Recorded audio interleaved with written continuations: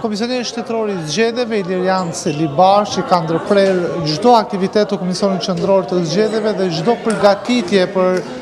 zgjedhjet e Bashkinë e Tiranës, planifikuar fillimisht nga Presidenti i Republikës me datën 9 nëntor, por të pezulluara nga Gjykata Kushtetuese mesditën e ditës së djeshme. Në një konferencë për media, zoti Celibashi tha se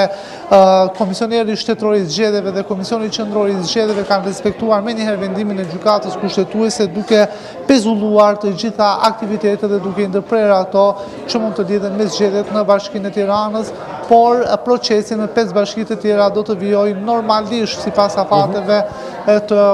të kodit zgjedhor. Pra Shqipëria do të ketë zgjedhje në 5 bashki me datën 9 nëntor, por jo në Bashkinë e Tiranës. Tani është mjaft e qartë, në fakt që nga dita e djeshme, kur Gjykata Kushtetuese vendosi të pezullojë dekretin e diskutueshëm të Presidentit të pavarësisht vendimit të gjykatës Bajram Begaj. Sa i përket afateve,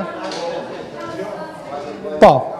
Ndërkohë sa i përket afateve se kur mund të mbahen zgjedhjet në Bashkinë e Tiranës, Komisioneri shtetëror i zgjedhjeve nuk dha një përgjigje, pasi edhe ligjërisht nuk është në diskrecionin e tij, pasi kushtetuta dhe ligji është shumë i qartë, Klodi, për sa i përket për ta sqaruar dhe për qytetarët se çfarë ndodh tani me zgjedhjet në Bashkinë e Tiranës. Dhe nuk duhet ngatruar me datën 31 tetor, pas me datën 31 tetor është vetëm seanca publike në të cilën do të shkurtohet kërkesat e kryetarit të Bashkisë Tiranës Erion Veliaj për shfuqizimin e dekretit dhe për vendimin e Këshillit të Ministrave për shkarkimin e tij. Dhe vendimi i Gjykatës Kushtetuese që merr formë ligjore, kushtetuesja ka në ligjin organik të brendshëm që do të jap vendim deri në 30 ditë pas datës së seancës publike. Pra nuk do të thotë që me datën 31 tetor ne do të kemi një vendimarrje të Gjykatës Kushtetuese, pasi pas seancës publike Gjykata Kushtetuese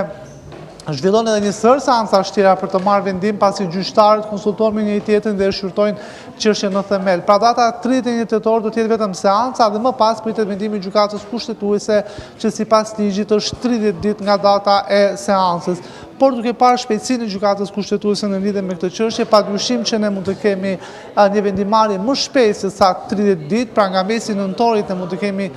një vendim përfundimtar nga Gjykata Kushtetuese për zotin Veliaj, çka pamundëson mbajtjen e zgjedhjeve të paktën në muajin nëntor. Dhe kushtetuta dhe kodi zgjedhor përcaktojnë qartë se zgjedhjet do të mbahen nga data e publikimit të vendimit të Gjykatës Kushtetuese, jo më herë se sa 30 ditë dhe jo më vonë se sa 45 ditë. Pra me fjalë të tjera, nëse bëjmë një parashikim të paktën edhe duke e parë punën e Gjykatës Kushtetuese, ne mund të kemi zgjedhje në Bashkinë e Tiranës në pjesën e dytë të dhjetorit ose pastaj ngelet në muajt e parë në janar, ndoshta të vitit 2026. Jo, Isa, ngërçi dhe pikpyetje e madhe, ndjes që ndoshta po e përsëris disa herë, mirë po edhe në studio të ndryshme televizive ka juristë të cilët ndajnë qëndrime të ndryshme. Pra në rast se marrin mirë qenë që në një vendim sa më të hershëm të Gjykatës Kushtetuese do të thuhet, pra organi kushtetues do të thotë që është i rregullt nga ana ligjore shkarkimi i kryebashkiakut të Tiranës Erion Veliaj. Çfarë ndodh? Hyn në fuqi dekreti i pak ditëve më parë të presidentit apo do të prodhohet një dekret i ri në rast se gjykata e pranon që shkarkimi është i ligjshëm? Në këtë rast, në çdo rast, dekreti i Presidentit të Republikës nuk mund të vihet më në zbatim, sepse pra kalojmë tek afatet kushtetuese për organizimin e zgjedhjeve të parakohshme në Republikën e Shqipërisë. Nuk mund të ketë zgjedhje që përgatiten për një javë ose 9 ditë. Pra në çdo rast duhet respektuar afati kushtetues që është jo më herë se sa 30 ditë nga vendimi i Gjykatës Kushtetuese dhe jo më vonë se sa 45 ditë.